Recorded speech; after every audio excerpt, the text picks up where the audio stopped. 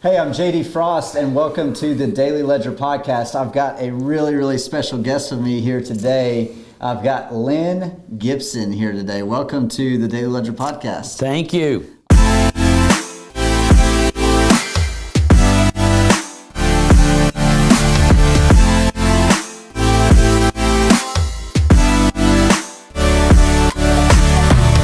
Awesome. I'm so glad that you're here, and we've been talking about doing a webinar, podcast, something together for a long time here. And just if you don't mind, kind of give people a little bit of background on, what in the world you're even doing here. Well, we'll start there. Well, I guess I've been a serial entrepreneur all my life. Started a lot of businesses from scratch, built them up till I got to the one-man band syndrome, going as far as I could go by myself, recognizing I had to drop back and build a team. Mm-hmm. And after doing that several times and having some success in that adjustment, started to see that that's a common problem with a lot of business owners. So having a lot of fun helping business owners move through that and getting to the next level. Gotcha. And you're talking about this, when you're saying helping them through that, you're talking about the one-man band syndrome? The one-man band syndrome. It's just, in the beginning, multitasking is what lets most entrepreneurs get out of the gate and get started, but there's a point in which that starts to work against them. Mm-hmm. And having to learn how to build a team, gravitating to the areas they do best, and building a team around them to move forward. And move past that one person involved in every aspect of the business. Yeah, and Lynn really had a huge effect on my business and my overall development and what we were doing at J.D. Frost and Company and now CROFT Frost. And, we kind of started working together. If you don't mind, tell the story, tell the story about when you were a client and you were trying to fire me. Should we really go to that one? Yes, yeah, I love that story. No, that's so odd. That's how we got connected. It relates to the one-man band syndrome. It does. So I had a business that was growing, looking to hire someone to do social media. You were having some success doing that, so you thought you could put together a one-man band. Apparent success. Apparent success.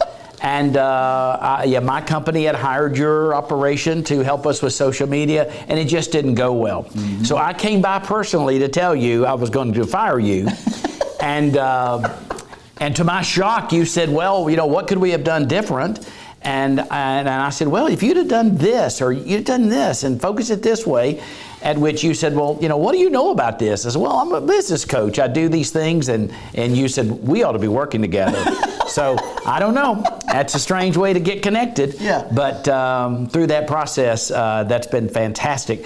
Taking your challenges and the ones that I've had in the past, learning from those, and now helping other people move through those things. Yeah, definitely. And then also through the pandemic, like right at the very beginning when all the EIDL loans were coming out and the PPP loans, obviously, if you were following along with me, I jumped right on top of that and knew that was an opportunity to be able to help a lot of people, and it was going to be very confusing, and things were going to be all over the place. So I started just getting out there and learning as much as I could, and all of a sudden, I picked up 80 clients at one time and didn't have quite the team. And, yeah. You kind of contacted me through that. Yeah, that's how we, after the situation where we terminated our relationship and started up the coaching program, then when all of that hit, you and I and everyone had to kind of gravitate to addressing that issue. And it got off in a big way, when you had 80 people signed up to do it.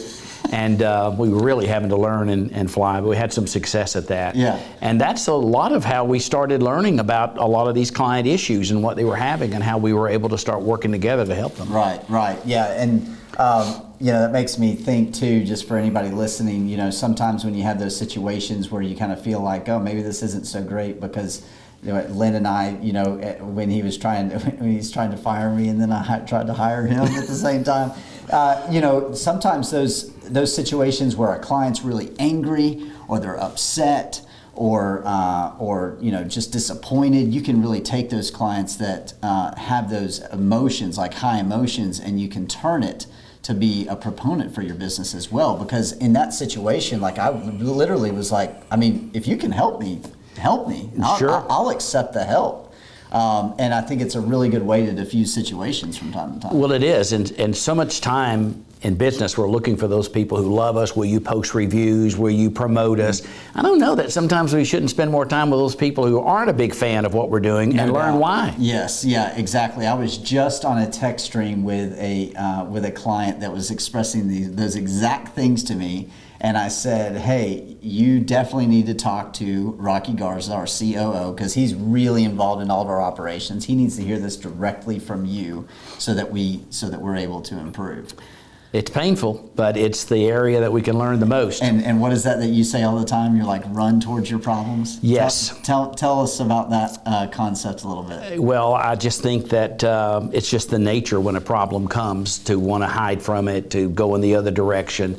But if you can be bold enough to turn and run toward it, that's where great improvements can happen. Yeah, that's awesome. So throughout the pandemic, like through 2020 and 2021, I had a mentor of mine who I thought was going to help me with some financial issues at the time. Thought that's what he was going to help me with, but he was like basically like, hey, I can't do anything for you. This is not possible. He said, but I do have a recommendation for you. He said, I need you to read the book Traction. And I was like, okay, like that's not the answer I was looking for. But I started reading the book Traction, and I started to apply it to our business. Paul, Croft, and myself, we started to apply it in every aspect. We started reading it every single day with our team on a regular basis, and we started to implement it into our business at CROFT FROST, and it completely changed the landscape of what we were doing. And it created an opportunity for us not to have it JD's way or Paul's way of doing things. It was, what does it say in Traction? And so we were able to have this subjective way of how we were running our business, and that's something that you're helping our clients with now. Yes, exactly. And I use the book for the same way, for that very reason. It's not me saying this is what you need to do. It just gives us a great roadmap to follow. I came about the book kind of in a backward way. That a lot of the concepts in here came from a coaching program called Strategic Coach in Chicago. I spent 6 years in that program. Gino Wickman, who wrote the book, yes. Oh, okay. Gino Wickman, who wrote the book, was a student of that program as well. So when somebody always gets it from somebody else. It does. When I saw this, I thought, yeah, these are the same principles I've been coaching for years because I had learned them only to look further, and Gino Wickman was a product of that same coaching program. So many of the concepts in here I'd been using, but what a great job he's done of putting them together in a path that you can follow more easily, and it's just become the roadmap for helping people do it. Yeah, I mean, it is our playbook, and so if you're in a business, if you're starting a business, if you're trying to go from that one-man band to, do you call it an orchestra? Yes. Okay, yeah, the one-man band to the orchestra. It's an incredible, incredible book for you to use as your playbook for your business. And especially if you have other partners in the business, it gets it away from my way versus your way versus this person or this person, and creates a completely subjective way to do it. And you do actually get traction. Like you start to move in the same direction. It's like magic.